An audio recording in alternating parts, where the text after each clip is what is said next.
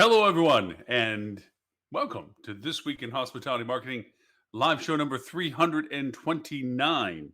I am your host, Lauren Gray, and a very happy Black Friday, but more importantly, happy Thanksgiving.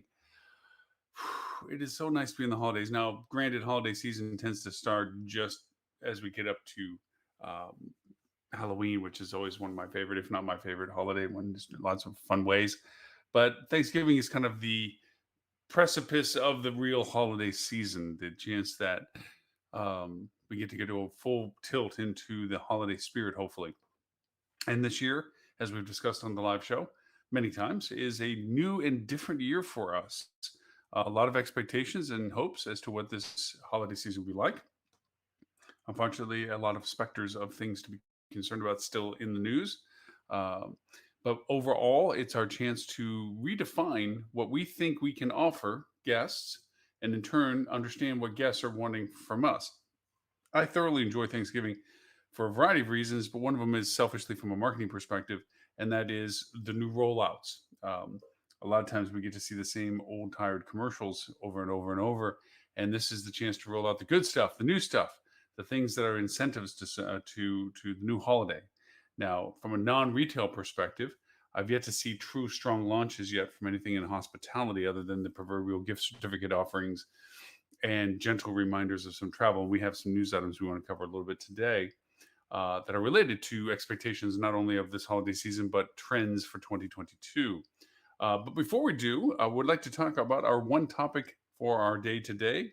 And that is what language, oh, excuse me, not what language, but the play on it was what channels do you speak? Now, what I mean by this is we have, in our short period of time in this past year and a half, accelerated the dialogue variations to our guests. As we've talked before, uh, some things have been put into a crucible and accelerated because of the demand requirement for them, and technology is one of those things. Some things like video conferencing, which was on a progressive growth of usability and adoption, massively accelerated due to demand and need.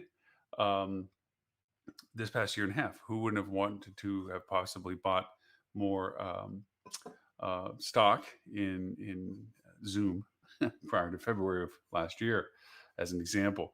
From that, we also tried to dabble with the um, virtual engagement of meeting requirements and so forth, and the work at homes and the change in our society, and literally the change in demographics and geographies of people that now have found companies have finally released the idea that it is good that people can work from home, that there is technology to support their engagement. And so, for that reason, um, a variety of ways of communicating them have come from this. Let's go over some of the traditional ones and also over some of the expanded ones out of this. And a lot of ones I'm hoping will surprise you that you haven't thought about, but are very much a part of mainstream development of communication for all this. So, as we dive into the topic, what channels do we speak? I'm referring to the channels of communication, the means in which people interact with. Um, the first and most basic is literally physical one-to-one communication. I'm standing in front of you, you're standing in front of me, and we're talking. That in-person dialogue was shut down, and not always encouraged. And even if it is encouraged now, we feel a little bit more hesitant about being in close proximity. The hugs, the handshakes, uh, the cheek kissings, and so forth are a little bit more of a okay. I'll just wave at you and what have you. So there have been alternatives that have grown out of this. Now, the traditional ones that we've always had in technology for the past decade, let's just keep it in 10 years, websites. We have known that website is our 24/7 salesperson, our channel of communication. And what we mean by channel of communication, well, the ones that are not good at it, they use their websites just as a sales tool, meaning this is my offer, these are pictures of me, and this is where you go to buy this stuff. That functionality, that lack of depth of content, creates the website to be a transactional place at best, which means that guests, in order to derive their decision choice, their progress, and their, as we talk about our funnel activity of discovery, education, awareness, and then conversion of purchase, has to come from other places. They have to continue other places of resources. Now we know that Google has improved that with their answer boxes and so forth to the point that a predominant amount of traffic never actually makes it to an individual website anymore. The answer boxes tend to qualify a lot of the queries with direct content related to the query that's been put into the search bot. This is good and bad. Good for Google, bad for us. The method of getting better at this is that we then expand our content on our websites to address and have hopefully offered engaging content that allows people to find more information via us. Whether they even actually come to our direct website, they're guided to our website because of the content authentication Google has designed to we have offered. Case in point, COVID. We did a wonderful program, which we now provide as a service called COVID Crash Kits, which um, go to the realm of what happens if the test is positive. What is your negotiated room rate? What is the durability of your ability to stay there for the quarantine period? Where do you go get tested? How does food get provided? What kind of foods are getting provided? Do you have dietary restrictions to those things? How do you get your laundry taken care of? There's a lot of questions that pop up on logistics as something simple for COVID, and we talked about this on a live show a few weeks back. And so this ability to offer content like that has made one of our clients very much an authority where people are looking to go to that destination. And we are the authority for these are all the testing sites. These are all the kits that are available locally. These are the places that are offering these types of services. Those things, no one's really aggregated. It's that content has nothing to do with their hotel, but it does have to do with their guest satisfaction at their hotel. And so that expansion of content in the channel of websites helps you in the authentication that even if they don't go directly to your website, they're guided to your website via the search vehicle like Google and Bing that will say these people over here have the information that you're looking for that are most applicable and most authoritative for you. So, websites, one of the first and primary means of channel communication. Do you speak well to that? Are you addressing the content that is most relevant, not just to your product, but to the serviceability of your product in your market? Are you offering all the local information? Are you offering all the local events? Are you sharing more than just a picture of your porte and your rooms and your lobby and your bar and your pool or whatever, and really trying to make people understand everything that is of value and association to your location and your product. The next is CRM.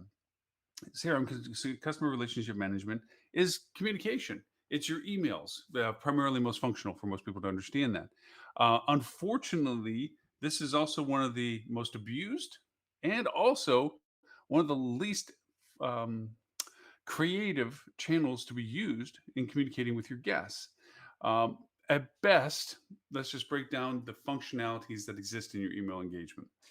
First and foremost is your operational logistics emails, confirmation, pre arrival, if you even have one, which hopefully you do, cancellation if necessary, post day survey if you even have that built. A lot of PMS systems have this component of CRM in their system to facilitate the dialogue process of transactions. They're simplistic. Now, there are other services that have offered variety of enhancements to this, nor one for upselling and so forth, as an example, um, where they go over and say, "Hey, pre-arrival person, here's your email. Just to confirm, just let you know, we're expecting you at this date and this and this. But by the way, if you want to upgrade your room, here's an option, and this is tied to your PMS. It allows to determine if there's a better room than the one that they're originally scheduled into, to know whether or not it's available to even offer to them at some particular incentive rate that you want to give them. There's ways to enhance this logistics. Obviously, pre-arrivals, there's an incredibly high opening. These metrics for CRM are measured by total sends versus total opens. That is your opening rate. Industry averages, like 20%, is the average opening rate for this type of email engagement in general. That is higher for your logistics of pre-arrivals, obviously, and confirmations, because people look at those things because it is a transaction-based communication. So the always higher opening rates for those. But then we get into the what can we do to communicate with people that we have emails with, that we've gone through the proper guidelines, GDPA, GDPA, GDPR, CC2, can spam, what have you. GDPR. Whew, my mind was a blank. where we are in compliance with communication, that we're using information that they provided us in the context of what they wanted to use it for, and that we are sending them communications. We look at how many do we send, how many do they open, what is their click through rate, okay, what did they actually, for those that opened, what did they engage with? That number is very critically important. And then, of course, transactional value, should they actually purchase something from it. So, our next best step past the logistics emails and CRM is, for most people, this is about as far as they get, is a newsletter. And this newsletter is a very thinly veiled version of just promotions of offers. It's really not about news. It's more about what we're offering. And they blind shoot it out, not in any deference to time zones, preference of interest, demographics of interest, timeliness of the offers. It's just, we have your email, so we're going to send you stuff. And this is where you get the high unsubscribe rates, which is the kiss of death for CRM, where somebody says, I do not want any more emails from you. And that means no more emails from you, because if you violate that, you're in violation of law. So when you push unsolicited content to people in CRM world, you're soliciting unsubscribes and the diminishment of the list. It's called burning the list. So it is better to do newsletters, if that's what you're doing as your first step of CRM engagement, that are sensitive to segmentations associated with the means of you accumulated emails. This could be as simple as the time that they stayed and offering it as a recurse. Hey, you were here at the same time last year. We think you might be likely to want to stay with us again this year, same time, since you enjoyed it last year. Maybe due to demographics of geography, you're within the drive market of 150, 200 miles. And so we thought that this was an opportune offer to you, since it's 1 week, 2 weeks out. So you can drive here to take advantage of this. And you enjoyed our product from having been a previous guest. It might be um, behavioral. Hey, there's an XYZ event happening, and you were here with the XYZ event, and or you had followed this event, and therefore we know that you like this event, so we'd like to let you know we have an offer related to this event. It might be behavioral, a psychographic, where it might be, we know that you're into soft adventure, and the mountain man competition is coming to our market, and so we want to let you know that we have an offer for you if you want to stay with us doing something that you look like you'd be interested in doing. Or there's a family thing that's going on for a period of time, or it's summer vacation and you have a family and we think that you want to enjoy being with us because we have great weather. These are aspects of segmentations of your CRM dialogue. That segmentation allows for a couple of things. One is a better opening rate because it's more relevant to what they're interested in too, which also improves your click-through rate in the sense of what they're interested in finding more about, and your conversion rate, what they actually buy from based on what you offer to them. That is one engagement level when we talk about CRM that you can do. There's lots of other ways of doing that type of communication within emails, that it's what's called progressive workflows. If something was sent, did it or did not get open? If it got open, what did they click on? If they didn't, they click on something, maybe retool what was sent again and see whether or not they can choose to click on it now. If they did click on something, did they get put into a silo of content that you use later to re-enhance what they're interested in with something specific for information? And it doesn't always have to be offers. It's about really truly giving them information that is relevant to their interests, so that they can make choices about saying, wow, you know what, I hadn't thought about going back to that location, but given the information that's been provided to me, I love this thing that they're doing in the market. Let me go back and see if I want to go there. So that's CRM. Another means of communication, channel wise, is message bots.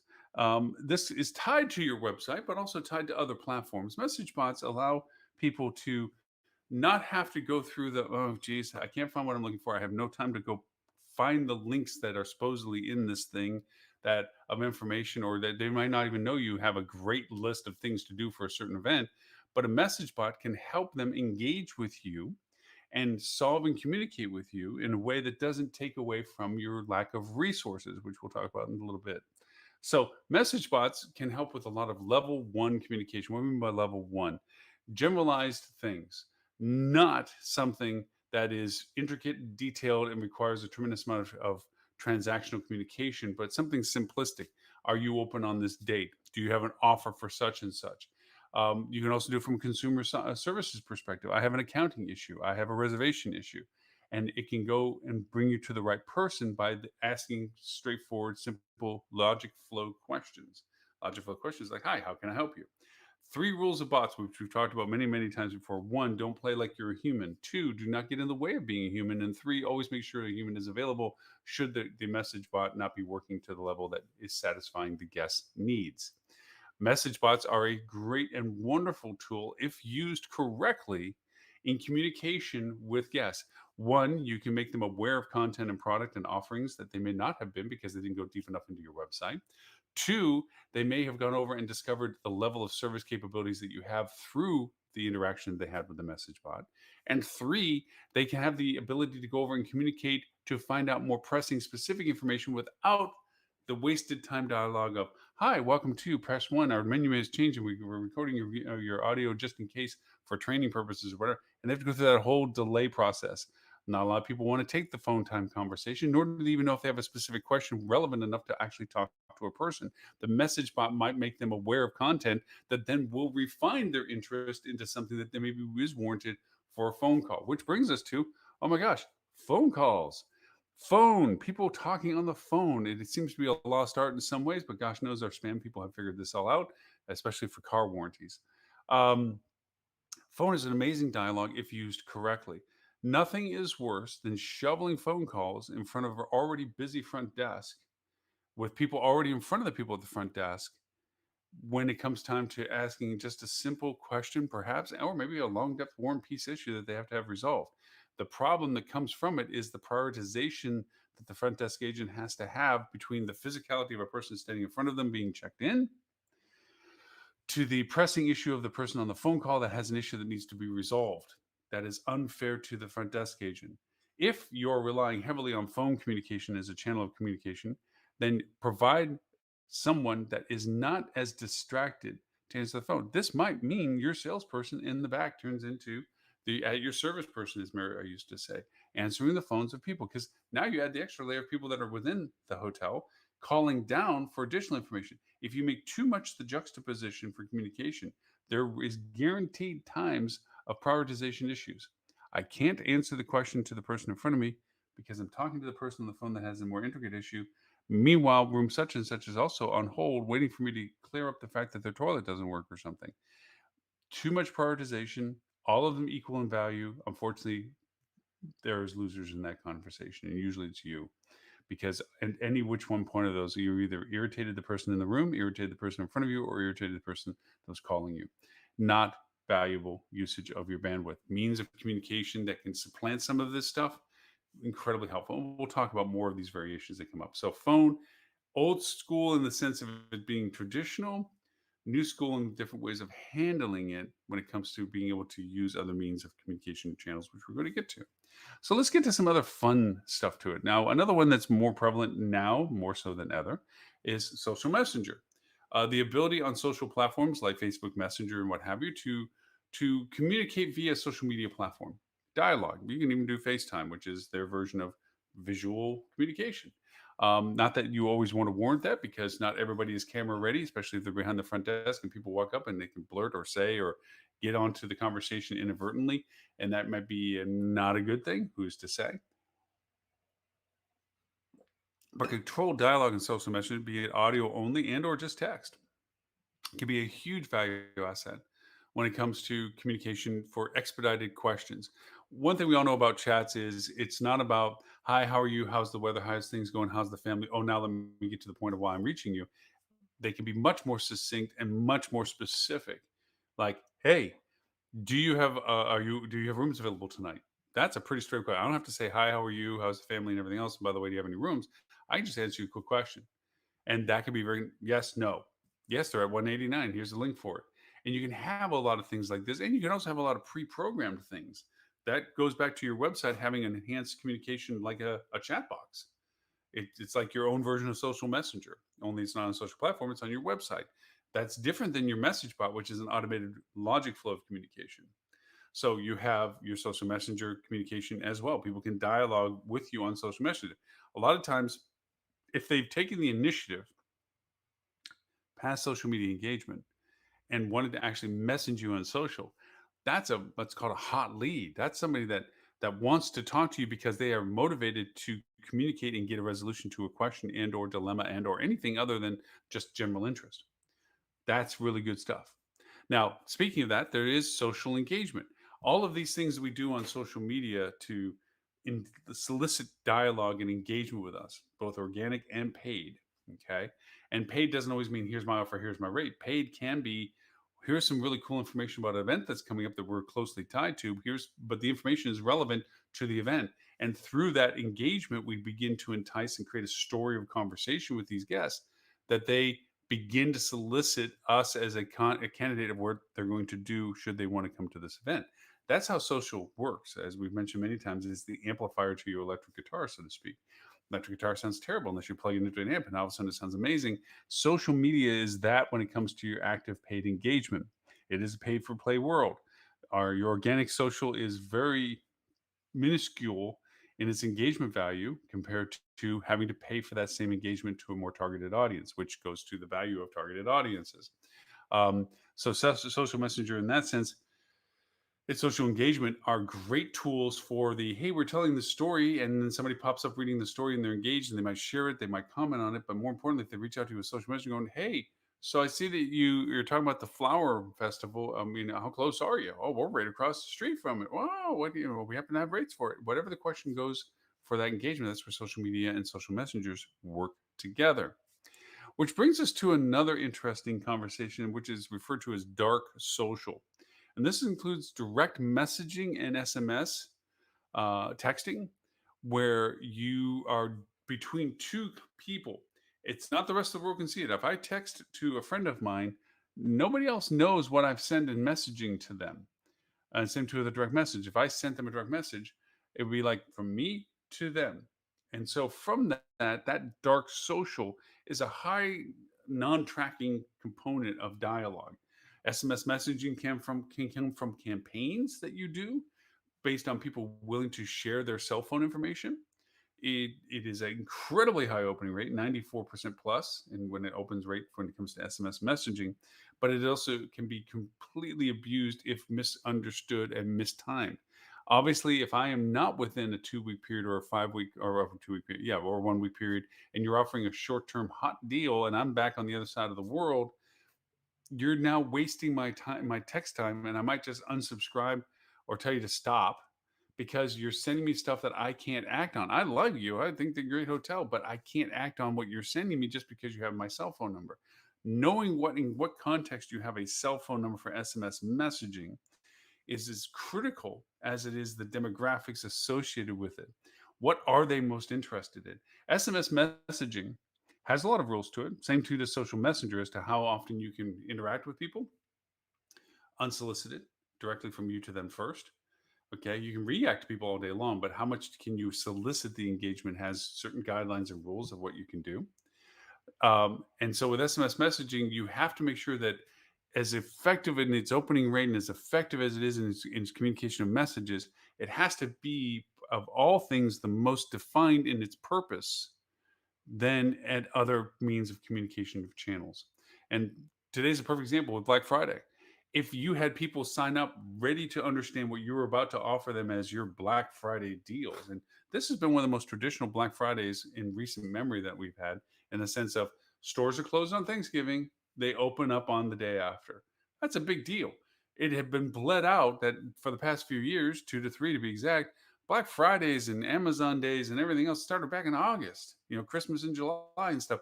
And there was this perpetuation of who can move the marker back farther in time to offer the incredible deals that used to be offered on this mainstay day of Black Friday. And of course, now, in the past decade, Cyber Monday. What are we offering on and when it comes to online sales for things? Interesting in the local, just as a sidebar to our conversation with channel communication, in our local media, a lot of conversations have come up in relationship to a large proportion of in-person shopping compared to online shopping, the way it had been inverted before, where there was a tremendous amount of online shopping and very little in-person shopping. Why? Because people are looking forward to re-engaging in the experience of a holiday adventure, holiday shopping, and the walking in the stores and seeing product. Also, too, we also know that there's a supply chain issue. So if it's on a shelf in a store, it means you can actually buy it and put it into a shopping cart and walk out the door having purchased it, rather than hoping it will make it before Christmas.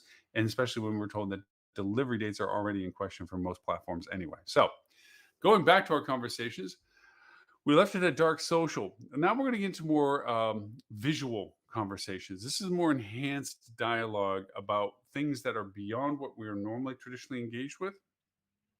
And this has come a lot out of from our past year and a half. Um, because of better bandwidth, 5G and better fiber optics and fire and more people online doing things, including TV and what have you, we are very much a visual. It seems like forever ago you couldn't watch a video on your phone, or at least not any time in recent time, where you had to sit there and literally watch a snail's pace progress bar of loading down a very short video to watch. It was impatience at best, and you didn't really want to do it unless it was so important that you had to waste the time to watch it download. Now it's instantaneous. We can watch anything on our phones with its connection and networking capability. Now it's like, boom, you send me a video, I'm seeing it. You see a meme, I'm seeing it. I see a GIF, I'm seeing it. It's instantaneous. We're visually engaged. What makes that very nice is because of the screen size and so forth, not everyone's into reading. So visual is big. Let's talk about visual social first. Visual social is like Instagram, YouTube Shorts, Pinterest, and TikTok. These are examples that I can give you about visual social. Let's take Pinterest at first. Pinterest is very um, mis I wouldn't say misunderstood. It's often not understood to its full value and its uniqueness. Let me address both. Its uniqueness is it doesn't pull from everything outside of it. The content that it shares is only in the ecosystem of Pinterest. If the image and content was not shared on Pinterest, it's not on Pinterest to be shared. It doesn't pull from anywhere like Google does, saying, well, I'm going to go to these websites and yank all this stuff out and share you whatever I have found from it. Pinterest is all about if it's been put on Pinterest, it is now available on Pinterest to be seen and discovered and searched for, which makes it a very much user ecosystem. With that, it's very visually engaging, which means now there's certain demographics that are very much a part about the value proposition of Pinterest. Let's look at Smurf business with weddings as a high example. Looking at wedding dresses is a lot different than reading about them. Looking at wedding dresses in general that are available because they're on Pinterest to show what their variations are is infinitely more valuable than just looking at examples of wedding dresses from a Google search. Catering, cooking, um, men's things, women's things, sporting adventures and things, retail things. Everything has a unique visualization to it, and Pinterest has categories for all of them. You create storyboards and board panels on those that you can share with other people, and people follow other people's boards. Going, I like what this person's putting together for canning and preserving, so I'm going to follow their board because whenever they put new stuff up, I'll know about it, and I can go look and see what they found, and they're doing me a favor by finding stuff that I haven't found myself yet. That's the value of Pinterest. And it's very visual, very engaging, and very demographically able to be segmented. Advertising on Pinterest, very strong communication. If visually you have things that you would like to share that are uniquely to your product in your hotel and your resort, Pinterest is a powerful source to put on. So let's go into the videos now. The engagements of Instagram, YouTube Shorts, TikTok, and I put YouTube Shorts in there because YouTube is trying to become what Instagram has been already, and that is, and TikTok, I should say, by creating these short video snippets.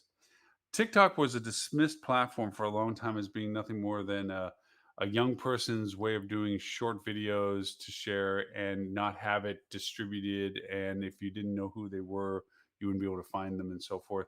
It's now turned into a massive platform of engagement. People don't have to be 2 hour movie stars. They can be 30-second heroes. They can do something cool and fun. Think about the dude that was listening to Fleetwood Mac on his longboard, drinking cranberry juice. Uh, well, why is that so incredibly important? Well, it wasn't. But the idea was it resonated with people like, yeah, that looks like fun. I enjoy it. And boom, next thing you know, it's a way of people going over and sharing other content without going through, oh, it's Facebook. I don't like Facebook. And Facebook has gotten, we can talk about it all day long, but Facebook has gotten very interesting as to what it does and doesn't allow on lots of things. And a lot of times there's been people that have been banned or blocked from it with no recourse. There's nobody to contact that says, "Why did you block me?" They don't even answer the question. Just all of a sudden, your account doesn't work, and it might be from an association of the fact that somebody you knew liked something that shouldn't have been liked, and because of your very association, you're just taken off. You're done, and that gets very hard to strongly invest in the platform when you're not in control of it. As we often have said many times, you're playing in other people's sandboxes, not yours. It's not your sandbox. And so you have to follow their rules, and they have the control of whether you're in that sandbox to begin with. And Facebook has really been exercising that. Plus, they've been in the news for a lot of other things. So here you are with TikTok, where you can throw stuff up and share whatever you want to with whatever way you want to. Instagram, it's very visual. It's about imaging. It's not about a text component of it. It's not that you can't put text on, but most of the text is usually put on the image, some sort of GIF enhancement, image enhancement that allows you to go over and make it goofy, rabbit ears on or something or whatever. It is a visual engagement medium, which means it's instantaneous, it's emotional, and the message has to be succinctly clear. So it's not all about story building with Instagram as it is image visualization of what it is you're communicating with. Sales don't do well in these environments when it's just pushing a product. They work, but they don't work as well as the other mediums. This channel is about engagement, emotional connection. TikTok, Instagram, YouTube short videos, which is again just a version of TikTok in that sense, only on YouTube. But keep in mind the YouTube algorithm allows you to be found easier. It allows for more distribution, monetization, so forth. It's a pretty powerful tool. But these visual social engagements are about emotional connection and virility, the ability to engage people and make it shareable from them to other people who share it to other people who share it to other people. It's not about whether they bought your product as it is they get enamored with you, and then if you offer them a product, they're willing to purchase it from that point. So, as a recap up to this point, we have covered websites, CRM, message bots, social engagement, social message, dark social, phones, visual socials. Now let's get into more general things about visuals because it's going to kind of lean itself a lot more into the visual and audios at this point, and then we're going to have a weird twist at the end. General visual platforms are YouTube's, Vimeo's. These platforms are the visual things that have been around. YouTube is still the second largest search engine in the world. Its content, its marketability, its advertising value is massive. If you haven't gotten into YouTube advertisement, I strongly suggest that you look into this. It is a massive medium. Here's the caveat about YouTube advertising: your advertising, if it's static, is going to get as much engagement as it is visually engaging, like as in videos. This is a limitation, a wall that so many companies have hit. Is they go and say, "Oh, I would love to advertise on YouTube," but all they best can do for the options of their content and collateral is to have image ads. That's all they got. They got a pretty picture of their lobby, and that's it. Um, Not engaging, not endearing. And if it's only an offer pitch, not that much of value.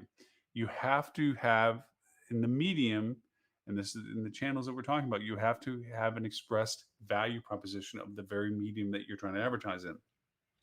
YouTube, Vimeo are all very much about that. YouTube, great example of this. It's better to have a video ad than it is to have an image ad, flat out, which is way better than having some sort of text overlay. There are so many variations to what you can do in YouTube. The value of YouTube and the value of video being symbiotic to this is incredibly powerful for resorts and hotels because you need the visual medium. Here's the really cool part. In the past year and a half, our tolerance of non-professional caliber video has broadened. We don't need super glitzy cinematographic masterpieces out of Hollywood ads. We actually don't mind prosumer level, sometimes jittery screen, which isn't even really possible anymore because of the software for stabilization that's out there, but not perfect lighting. The thing you can't screw up is audio. Audio has to be good. You can't have bad audio because anytime there's bad audio, it is a distraction from the video. It's just a guaranteed connection. Any audio that is not good, no matter how good the video is, takes away from the video's impact because it's a distraction from watching when you can't hear it at the level you should. So, video engagement, if anything, you can begin to do more of and not be expensive in doing. we've talked many times about 360 cameras, regular cameras. Even your phone is an astronomically quality camera. I mean, look at what Apple's doing. It's advertising that its phone is cinematographic quality. It does movies where people are doing them with the phone. So if you have a good phone like a 13 or 12 or a Pixel 6 or a Samsung 21 or whatever, you're getting massive good videos right from it already. You can buy a gimbal hand set for $69 and Black Friday day today might be even cheaper somewhere, and you can now create great videos that you then can put together on free software. Actually, your phone can do this, and you can load it up on places like YouTube. So that's general visual. That is internet based visual. Okay. We'll get back to that in a little bit more. We're going to go to broadcast visual. This is a place that is growing exponentially, and it is literally the new frontier in lots of ways. Now, there's lots of acronyms with this channel, um, and we'll go through them. OTT, over the top. This is putting advertisement in your TV channels that are on your on-demand TV services on your TV on your smart TVs. We keep referring to them smart TVs. There's not a dumb TV made anymore. Okay, dumb TV being you have to plug in an antenna, and whatever service provided that, you literally either change the channels and or you have a cable system that runs the channel 3 off of it and it plays the old runs everything from it. Every TV that's being produced right now is what was used to be called consistently as a smart TV. It has its own platform in it, whether it's a Roku platform, Google platform, an Amazon platform. So, some brands have their own, like Sony platform, but they all have a means that allow you to subscribe to channels. Okay, that you can bring in that before, for all of us old enough, it's like, okay, we used to have antenna, and the antenna got the broadcast. Now we still get broadcast channels, but so you go over and you have to change between the channels that you're getting the broadcast signal from. That was it. Then cable came in and said, well, plug in this coax and you can get all these channels that we have paid for to have give you access, and then you pay us to get that access. Then it went into satellite, doing the same thing, only you had a little satellite system, so the cable didn't have to come to your house. Same methodology. You were at you were at the discretion of the provider as to what channels were available to you and how much you had to pay to have access to things like HBO and Cinemax and all these other platforms that used to be enhanced versions of local channels, where they had their own productions. Well, now the world has widely, but for instance, we are literally with a TV channel, Hospitality Channel TV. You go to your Roku, you go to your Google, you go to Amazon Prime, your Apple TV, any of those ones, and you literally go and say, I want to look for this channel. Oh, there it is, Hospitality Channel. Boom. And you add it to your channel list, and now it's a on-demand channel for you. The shows on the free side, as other program is also where you can watch stuff where you don't have to pay for it. But then there's a paid side, which is a subscription side, which is service SVOD, which is a subscription video on demand. That is another acronym for this, where you say, okay, I'm going to pay like Netflix or Hulu or whatever access per month to get content that allows me to see other stuff. That's SVOD, subscription video on demand. Then the channel like we have has both VOD, video on demand, and SVOD, subscription video on demand. There are other acronyms to this distribution, but this opens up a massive world. One of either creating your own content, which is daunting when you think about this, because you're putting video on demand. It's not like you have to do 24-hour programming like our website channel, which is hospitalitychannel.tv, which is 24/7, and we have a program that at 2 o'clock it plays this, and 4 o'clock it plays that, and 6 o'clock it plays that, and it's 24/7. Our TV channel, Hospitality Channel, which you can find at talktravel.tv, or Apple iOS or Android iOS, is on demand. Meaning, if I want to watch something, just like you would do in Hulu or Netflix, it's like, here's the shows, here's the episodes, click, here's the reminder of what it is, and then hit play, and you play the on demand. Either if you're not creating enough content for you to have people do that, you can certainly advertise on those platforms. Here's the really cool part. They've gotten incredibly brilliant at targeting because it's an internet connection. So because that, I can go geography, demography, time of day watching, content type. It's insane the targeting capabilities of these broadcast visual distribution models. Brings us to another model, live visual distribution. What we're doing here today, we simulcast on YouTube, LinkedIn, Twitter, and what else do we got? LinkedIn, YouTube, Facebook. Facebook. We were multiple channels on all of them except for LinkedIn. LinkedIn only allows us one at a time. So we have all these social live visual distributions that we can do. We use platforms like OBS software or open broadcast software, cameras like Mevos, which allow very small cameras to go over and do amazing video TV-esque studio kind of stuff. Ustream platforms in which you can provide your own content distribution on YouTube Live. Um, the one I'd like to throw in for people to understand, which is a mind-numbing volume of stuff on it, and that's called Twitch. We also broadcast on Twitch. Well, what is Twitch? We broadcast on Twitch, which is a open broadcast channel. There's multiples of these. Started for gamers. Gamers love watching other gamers. If anybody is a gamer, you're watching somebody else play a game that you play. Everybody plays the game differently or does it better than you in certain ways and stuff. And by watching other people games, you can see what they did that maybe got you stuck and like, oh, so that's where you go, or that's what you do, or that's the weapon you use, or whatever it is. And you learn from it and you enjoy watching other people play a game. Just picture around your house after Thanksgiving and the kids are playing video games and you're sitting there just watching them play the games like, oh, shoot, whatever. That's like you're watching all these channels. Twitch is one of them, but Twitch has grown so much more than that. Um, we broadcast on Twitch so that even on your Xbox and on your PlayStation, you can watch Hospitality Channel TV.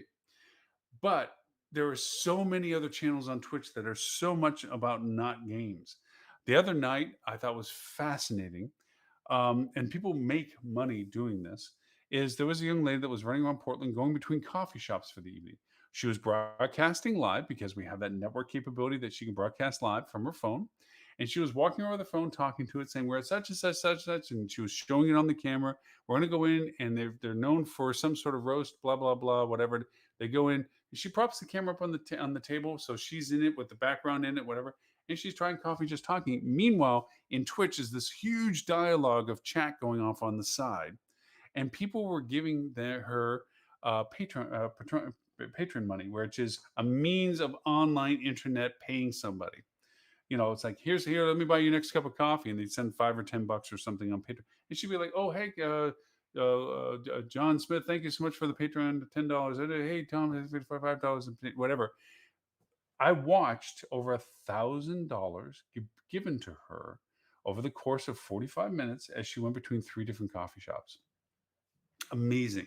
Now, granted, she had to have the audience to do that and all the things necessary volume wise to create that engagement. But putting it down into logistics, here's a young girl, and I mean young, like early 20s would make her old, I think. Not a child, but in late teens, early 20s, maybe. And she was walking around Portland, known for its coffee shops, broadcasting live with an audience that she had cultivated, and literally by sipping coffee, drinking coffee, and talking about all the different places, had a large amount of money put in her pocket. Now, why? Well, one is probably voyeurism. The other one is people are interested in it. But the most important thing is here you have an influencer, and we talk about this, an influencer that if I'm a coffee shop, I want her to walk into my coffee shop. I want her to broadcast from my coffee place. And no, she's not buying her own coffee. And I will buy it all day long. And I want to feature her and I want to be talked to her and I want to be interviewed with her on her program so that people, when they come to Portland, know to come to my coffee shop. That is nothing about what we do in marketing in history for now. This is a whole new world of doing stuff. And this is just one channel. It's a very popular channel, don't get me wrong, but there are many other channels out there. Twitch is just one of them that are doing these types of things. We have people that are literally, you look at Facebook Live. Facebook Live is another example of people that are broadcasting on a medium like we are and sharing what they're doing to an audience that's following them. Twitch is different than Facebook Live because in Facebook Live, people have to know that you're doing this, which means the audience has to be cultivated from this. Twitch is literally a broadcast that if you index it, it's like a search engine. It's like, oh, I'm looking for, oh, look, this is what's going on live right now. This is what's going on there. And you can see that Facebook Live has a hierarchy that you don't even get making into the Facebook Live channel system unless you have several thousand followers doing this with you already. And you have an audience that follows you as soon as you go live, they're following you. It's a progressive audience build, but those things exist. That live visual distribution, okay, exists. So now we go into another realm that is not the live visual distributions like the Twitch and the Facebook Lives and the Twitter Live and LinkedIn Live and YouTube Live and all that. And that is webinar and evergreen distribution, but it's still visual. We're using Live Webinar as our broadcasting medium here. We use Live Summit, which is uh, a means of doing our online summits where people sign up and register and listen to our presentations without going to a conference. It's cheaper, more affordable, easier for people to schedule and organize. It's not requiring travel. And it literally, its popularity has been bred out of this past year and a half of not being able to travel and or the restrictiveness of travel and or the risk of travel. And this is another means of getting content in front of people. Think of things like Amazon Live, where they did tours. Now, this goes back to the live visual distribution a little bit, but they had people that were tour operators, guides in certain cities that you could sign up for. It's still there. Go to look for Amazon Live and go and participate as if you were joining a tour group, and the person's walking you around and bring you into a shop or bring you into a restaurant, meeting the, and of course in Amazon you can buy the products that are being presented there. There's always a collaboration, but you could tip the tour person if you didn't already pay them to do this tour with. And this gives you a chance, like, hey, I always wanted to go to Milan. Well, you could always talk to the friend that went to Milan and get their interpretation of what they did. Or you could literally go to these tour guides and get a tour of Milan and say, you know what, this is just, I can't see myself not there. I want to go there. Look at all the, and now I know where to go. I'm not going to miss the biggest ball of twines, the whole FOMO thing. I'm going to go over and go to that little pizza place that they showed me. I want to go to that little artisan place that they showed me. I want to stay at that hotel that they talked about. That is great content. Well, you can do the same thing with online live webinars. They don't have to be live. There's things what's called evergreen broadcasting, which means you create the content, record it, put it on, and then as people sign up for it, it says, "Oh, our next one is at this date and this time," when it's really a playback. And you can the person that produced it can watch it and engage with people in the chat so that people feel like they're in live engagement. But the reality is the content piece itself was already recorded. This is great for educational processes where you don't want to keep repeating an education class. Like if a teacher taught algebra 101 first class, record it, and then now they offer it in a training program so then they don't have to teach the same class again until it gets out of date. They can just say, hey, play this back and watch it. And that's where these webinar series, these things can work. We use things like Webinar Jam, EverWebinar, things like this, where you can coordinate these types of schedules and broadcast for training. So there's the whole webinar evergreen distribution part. Another channel, and asking whether you speak, because we're getting closer to our end of our hour, and that is audio distribution. We thoroughly enjoyed a show with Steve Martin and Robert and Martin Short called "Only Murderers in the Building," which was about podcast followers, true crime podcast followers, enacting a story on their own, where they're tracking down a would-be murderer in their own building. It just shows you the power of what podcasts have become. We've been doing our podcast, and we'll do a recap of this show as we do every week, and also tools, news, and techniques. We do a podcast every week. This Week in Hospitality Marketing Podcast, and this is the show, This Week in Hospitality. We do one every week audio wise. It's distributed on 39 different channels. You can even ask Amazon Alexa and Google Assistant and Siri, just say play the hey whatever, or okay whatever, play the Hospitality Marketing Podcast, and it'll play the latest episode of the podcast. Podcast before used to be, oh my gosh, we've been doing this for 17 years. You needed a podcast software to listen to podcast, and you had to know where the podcast was, the link to go over and be able to download the audio. You had to download it, which also took time for you to play the podcast.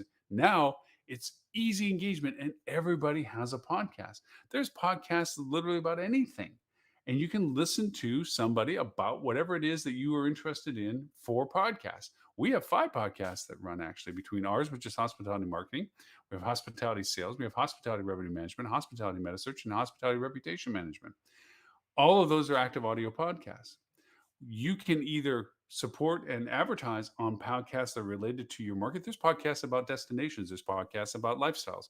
There's podcasts about things. There's things that are out there like Clubhouse, which are active live conversations that just like a coffee the house where you can go in and join conversations based on what you're interested in that's running live at the time. And it's not recorded. You have people on stage that are talking, so to speak, and then you have audiences that are listening that they can ask to join the conversation if they want to. These audio places exist, and they're very active, and they're very enjoyable, and they're very much tailored to individual interests. You as a hotelier or restaurateur can engage in those dialogues. Maybe your restaurateur is about a food genre that you're familiar with that you are featuring. Maybe it's just your location. Maybe it's your concept. But joining all these conversations that might be relevant to what you are brings in a new exposure to audiences. So there's that audio distribution. Now we're going to get into some really cool stuff in our last 5 minutes, and that is AR and VR, augmented reality and virtual reality. Just as we announced in the live show last week, just this past couple of weeks, the announcement has been made that we already know that Facebook changed its name and changed its company profile. Facebook hasn't changed, but the ownership company, just like Google changed itself to Alphabet, Facebook changed its ownership company to Meta, and they're dedicated into the metaverse. Metaverse is an euphemism for virtual reality, creating a world. Picture the movie Ready Player One. If you haven't seen the movie, it's fascinating. It's kind of a hairbringer to what the future may be like for a lot of us. As an avid VR user, I can tell you it is an amazing world to be in and only getting better and more interesting as time goes on. But what's most important that happened recently, other than the financial commitment of Facebook and Disney and others that we reported in the news, is this whole new world of being able to advertise. Yes, we can screw up VR world as well. We have so much thing in the virtual world. For the difference between AR and VR, AR, augmented reality, is the ability to see your real world around you with augmentations like Yelp's monocle, where it would put, if you're looking down the street with lots of restaurant buildings, it would tell you little balloons virtually that aren't in the real world but are on your screen on your phone. You could tap them and you could see the menu of a particular restaurant without having to go into that restaurant or tell you a review about that restaurant or whatever. That's augmented reality, adding to your real world with additional visualizations. Virtual reality is the creation of a world visually around you. This is usually done with headsets that have become very affordable, like Oculus Quest 2 for $299, 128 gigabyte that you can store games, and you could travel the world in and see all these amazing things in. And I could go on and on as I have on other live shows about VR. But the cool part is now you can engage it with it yourself. Not only can you create it yourself with things like Oculus Quest Channel or YouTube VR, where you can create your own VR world, like sitting on a beach in front of your hotel, and people can put the VR headset and literally be on the beach in front of your hotel, or see a tour of your hotel, or see a tour that you want to create, because 360 cameras are only $300, $400, to make the same video that you can then load up and people can use. But you can also do augmented reality things which help people, like with QR codes, where we talked about one of the tools on podcast last week, a tool that allows to do a augmented reality advertisement where I can scan the QR code and through the screen on my TV, the docent of the information pops up and talks to you about what you want to talk about. So it could be a menu item that you can see the plate of food in front of you on the table with the QR code on front of it, or it could be that you geographically come to a certain location, and if you hold up your phone, there's a AR augmentation and where, because of where you're at. Lots of cool things that can be done with AR and VR. But most importantly, you can engage with your guests either from an information sharing and or awareness or advertisement from, which makes it incredibly powerful. So again, that's a deep hole that we can go into with AR and VR. It's one of my favorite conversations at this point. But now we're going to do a little twist that's going to be really weird for you to think about, but it's still very much a part of the world, and that is print. Yes, print, pages. Much like travel agents, books were supposed to be a thing of the past. Oh, who needs a travel agent anymore? We have a digital technology. We can do our own planning now. We can do our own traveling and so forth. Well, that didn't work out well because people didn't want to do it all. They wanted to be able to have to call somebody and say, "This, I got stuck, fix it." And they wanted the engagement with the travel agent. Same too with books. Oh, I can read on my tablet, my iPad, whatever. Well, yes, you can. But you know what? Books didn't go away. People enjoy them. Just like vinyl came back, even though we have all these digital music pieces, people want to put a record down and drop a needle on it. And even though the quality of audio is not the same, it's what you want.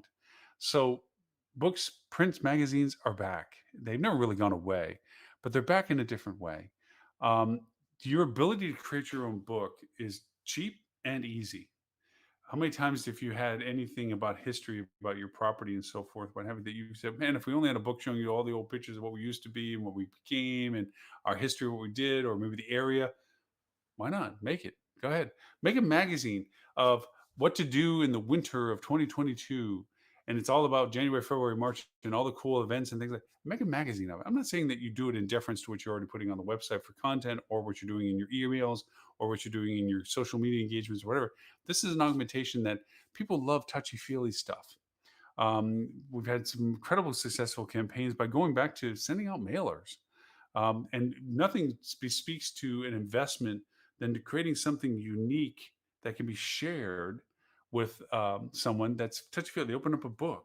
Now, this also goes into the world of digital, where you can actually go in and create digital books that are page turning books on your screen. You can pull the page over, and that magazine format or that book format, very easy. You can do Apple eBooks. There's tons of platforms we talk about on the podcast, tools to do these types of things.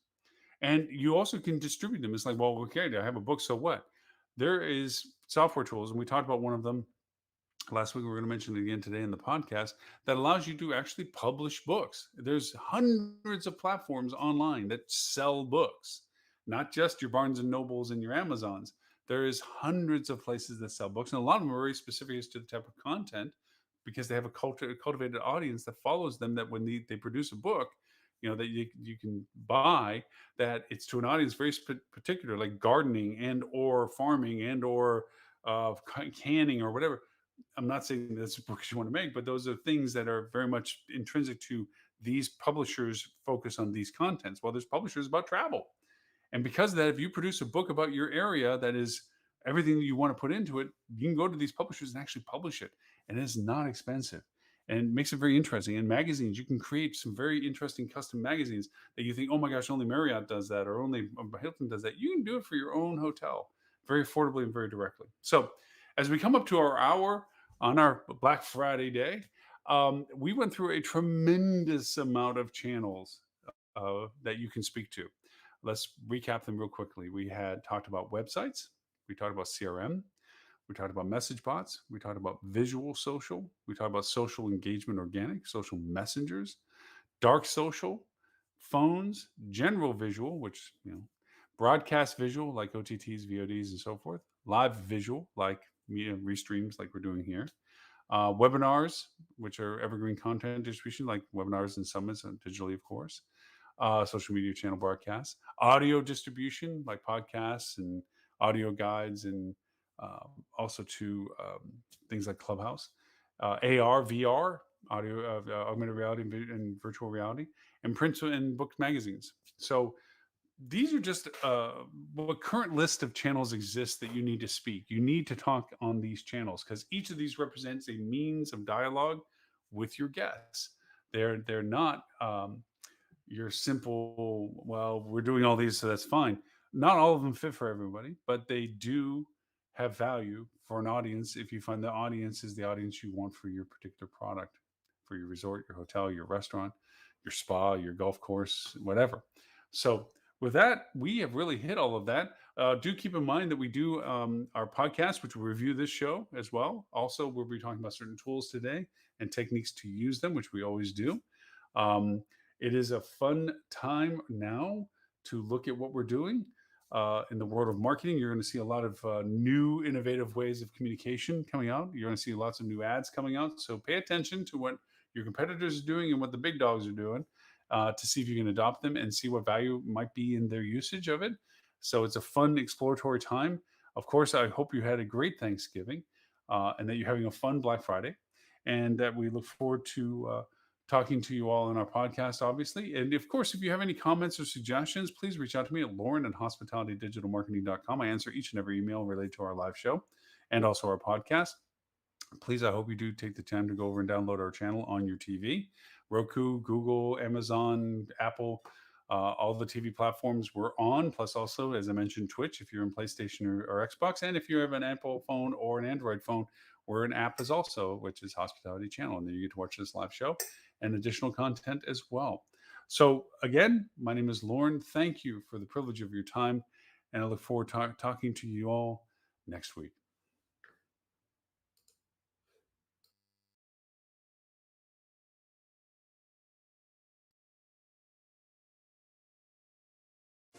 with different cultural variations to offering hospitality. There, anybody that's been to Asia or anything like this, there's a group mindset that exists at a hotel in the Asian community that is not like what we have here in our culture. There is a mutual share or sink mentality with a team